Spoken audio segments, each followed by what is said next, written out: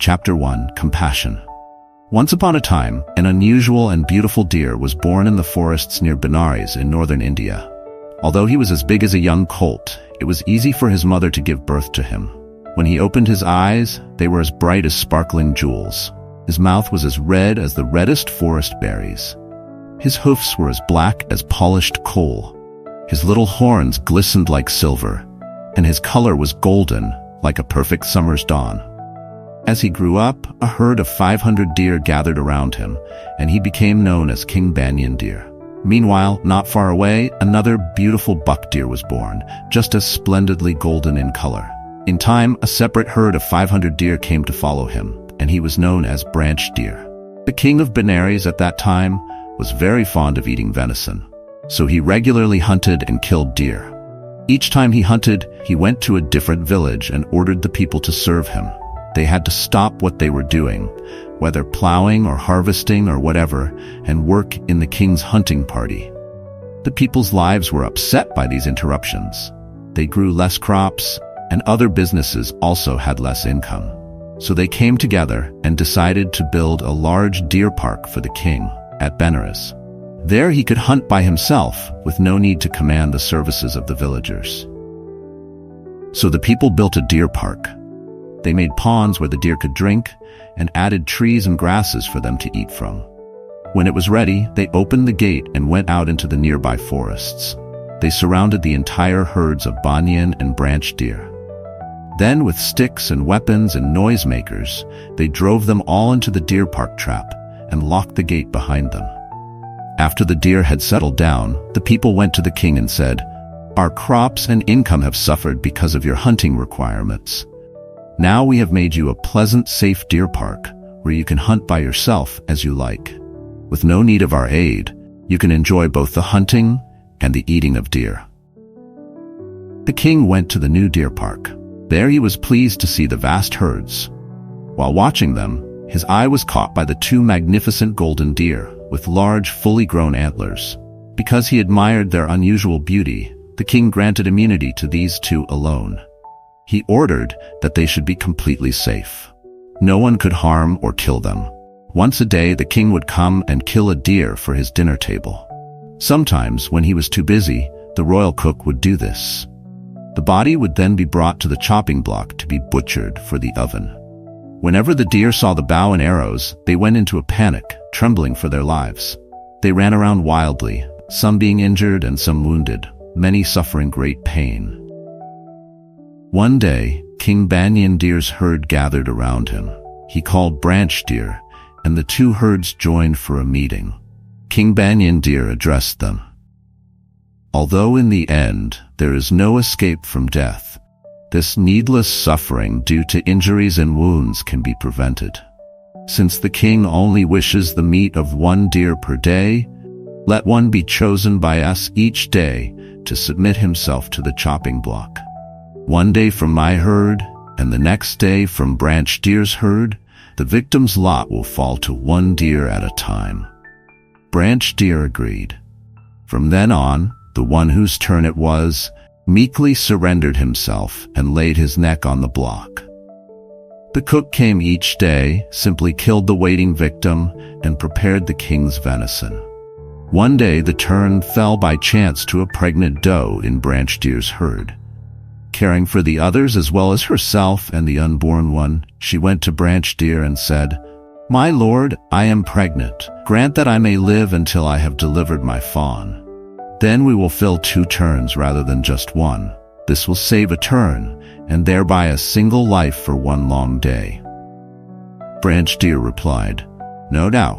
I cannot change the rules in midstream and put your turn upon another. The pregnancy is yours. The babe is your responsibility. Now leave me." Having failed with Branch Deer, the poor mother went to King Banyan Deer and explained her plight.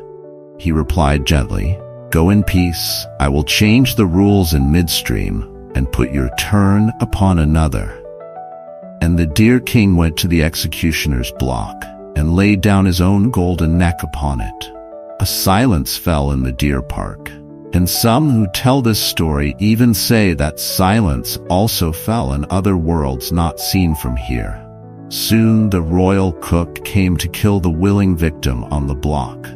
But when he saw it was one of the 2 golden deer the king had ordered spared, he was afraid to kill him. So he went and told the king of Benares.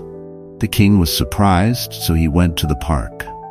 He said to the golden deer still lying on the block, "O king of deer, did I not promise to spare your life?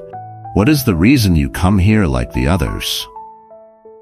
King Banyan Deer replied, "O king of men, this time a pregnant doe was unlucky enough to be the one to die. She pleaded for me to spare her, for the sake of others as well as her unborn baby and herself. I could not help but feel myself in her place and feel her suffering. I could not help but weep to think the little one would never see the dawn, would never taste the dew. And yet I could not force the pain of death on another, relieved to think it was not his turn today. So, mighty king, I offer my life for the sake of the doe and her unborn fawn. Be assured there is no other reason." The king of Benares was overwhelmed. Powerful as he was, a tear rolled down his cheek. Then he said, "O great Lord, the golden king of deer, even among human beings, I have not seen any such as you, such great compassion to share in the suffering of others, such great generosity to give your life for others, such great kindness and tender love for all your fellow deer. Arise. I decree that you will never be killed by me or anyone else in my kingdom, and so too the doe and her babe." Without yet raising his head, the golden one said, "Are only we to be saved? What of the other deer in the park, our friends and kin?" The king said, "My lord, I cannot refuse you. I grant safety and freedom to all the deer in the park." "And what of the deer outside the park? Will they be killed?" asked Banyan. "No, my lord, I spare all the deer in my whole kingdom." Still the golden deer did not raise up his head. He pleaded, "So the deer will be safe, but what will the other 4-footed animals do?" "My lord, from now on they too are safe in my land." "And what of the birds? They too want to live." "Yes, my lord, the birds too will be safe from death at the hands of men." "And what of the fish who live in the water?" "Even the fish will be free to live, my lord." So saying, the king of Benares granted immunity from hunting and killing to all the animals in his land. Having pleaded for the lives of all creatures, the great being arose. King Banyan Deer, Chapter 2. Out of compassion and gratitude, King Banyan Deer, the enlightenment being, taught the king of Benares. He advised him to climb the 5 steps of training in order to purify his mind. He described them by saying, "It will benefit you if you give up the 5 unwholesome actions.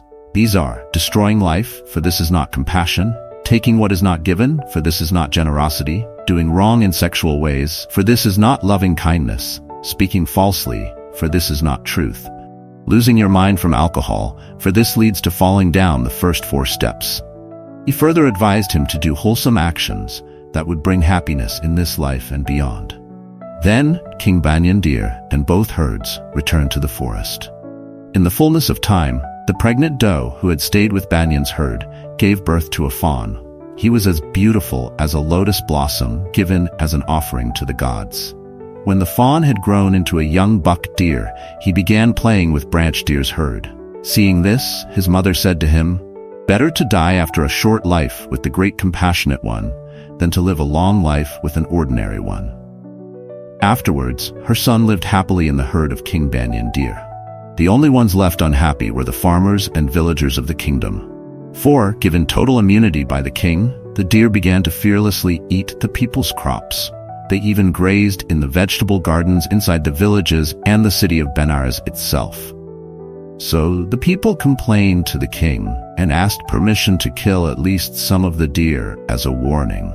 But the king said, "I myself promised complete immunity to King Banyan Deer.